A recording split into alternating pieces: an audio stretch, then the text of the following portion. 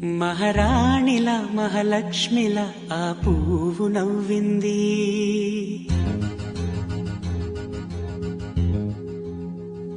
అలాగే నవ్వుతూ ఉండాలని,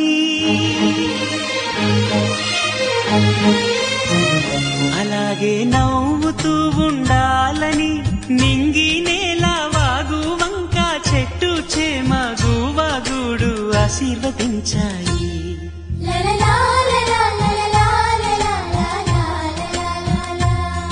ఒక తోటలో ఒక కొమ్మలో ఒక పువ్వు పూసింది. మహారాణిలా మహాలక్ష్మిలా ఆ పువ్వు నవ్వింది.